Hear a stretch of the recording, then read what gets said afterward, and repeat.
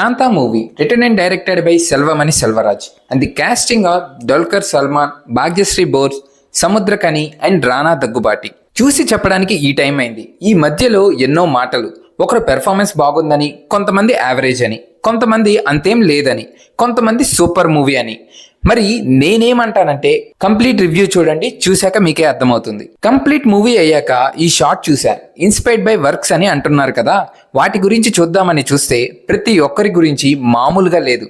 వాళ్ళ గురించి కొన్ని ఇంట్రెస్టింగ్ పాయింట్స్ తెలుసుకుందాం. ఫస్ట్ వచ్చి బాలు మహేంద్ర గారు. ఆయన తెలియని వాళ్ళంటూ ఉండరు.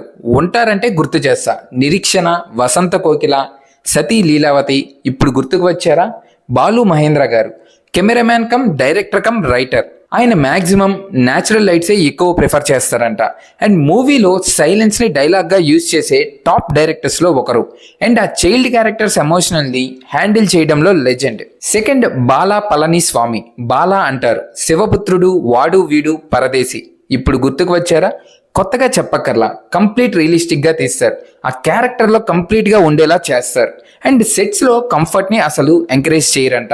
ఈ మూవీస్లో ఎంత కష్టమైనా చేసినా చాలా వరకు సూర్య గారు, విక్రమ్ గారు, ఆర్య గారు, విశాల్ గారు కెరీర్ బెస్ట్ పెర్ఫార్మెన్స్ ఇచ్చారు. ఆయన సినిమాల్లో రియల్ లొకేషన్స్లో వర్క్ చేయడం కంపల్సరీ. అండ్ మూవీలో గ్లామర్ అండ్ బీజిఎంని ఇంటెన్షనల్గా రెడ్యూస్ చేస్తారంట. And third one Paul Thomas Anderson. ఈయన అసలు ఫిలిం స్కూల్లో వెళ్ళలేదు. అండ్ 26 yearsకే ఇంటర్నేషనల్ అక్లెయిమ్ వచ్చింది. అండ్ సేమ్ క్రూ అండ్ యాక్టర్స్తో రిపీట్గా వర్క్ చేస్తారు. ఆయన మూవీస్ అంటే there will be a blood, the master and one battle after another. Fourth one చూస్తే స్టాన్లీ క్యూబ్రిక్. స్టార్టింగ్లో ఫోటోగ్రాఫర్గా వర్క్ చేశారు. అండ్ మూవీలో ఒక షాట్ బాగా రావడం కోసం 100+ టేక్స్ కూడా తీసుకుంటారంట. అంత పర్ఫెక్షనిస్ట్. యాక్టర్స్ని ఎమోషనల్గా బ్రేక్ చేయడం వరకు పుష్ చేస్తారంట. Science fiction, war, horror and drama ప్రతి ఒక్క దానిలో క్లాసిక్స్ తీశారు. ఎగ్జాంపుల్స్ అంటే paths of glory, the shining and the clock orange. Fifth one Wong Kar Wai. ఈయన స్క్రిప్ట్స్ని షూటింగ్ టైంలో చేంజ్ చేస్తారంట. అండ్ యాక్టర్స్కి ఫుల్ స్క్రిప్ట్స్ కూడా ఇవ్వరంట. స్లో మోషన్ని స్టైల్ కన్నా ఎమోషన్ కోసం ఎక్కువ వాడతారంట. ఈయన మూవీస్ అంటే in the mood of love, Chungking express, happy together.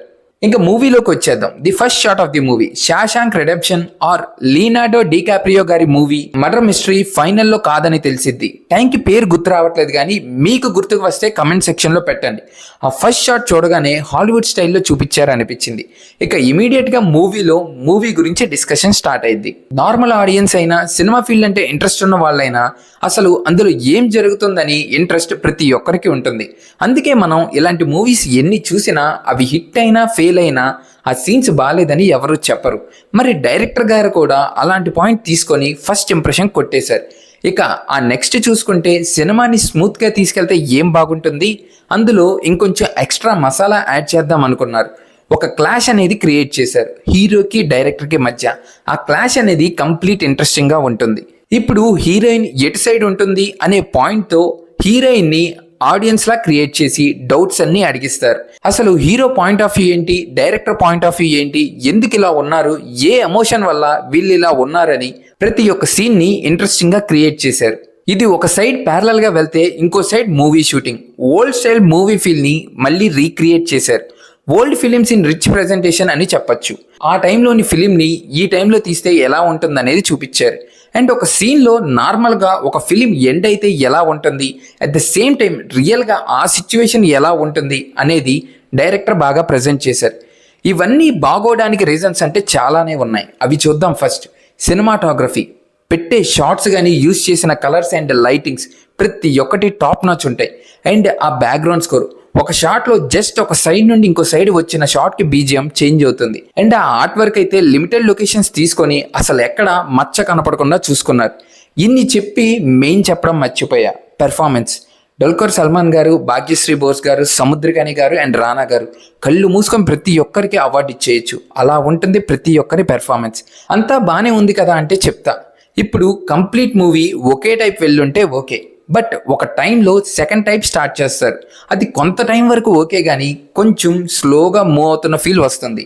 ఇప్పుడు నార్మల్గా ఫస్ట్ హాఫ్ మంచి ఎగ్జైట్మెంట్స్తో చూడటం వల్లేమో, కానీ అది అయిన తర్వాత మాత్రం కొంచెం డిసప్పాయింట్ అవుతాం. ఇప్పుడు రెండు సేమ్ టైప్ అయినా బాగుండేది, బట్ ఇక్కడ 2 different వేస్ అవ్వడం వల్ల మూవీ డౌన్ అయిన ఫీల్ వచ్చింది. ఫైనల్గా మూవీ గురించి ఒక్క మాటలో చెప్పాలంటే మూవీలోని టెక్నికల్ ఆస్పెక్ట్స్ ప్రతి ఒక్కటి ఎక్సలెంట్గా ఉన్నాయి. కానీ మూవీకి మెయిన్ అయిన స్టోరీ కొంచెం మైనస్ అవ్వడం వల్ల మూవీకి మైనస్ అయింది. మరి మూవీ చూడొచ్చా అంటే డెఫినెట్గా చూడొచ్చు. వాళ్ళ పెర్ఫార్మెన్సెస్ అండ్ ఆ టెక్నికల్ వర్క్స్ వాటి కోసమైనా చూడొచ్చు. ఇది మూవీ గురించి. మీకు ఈ వీడియో నచ్చినట్టయితే please like, share and subscribe. Thank you.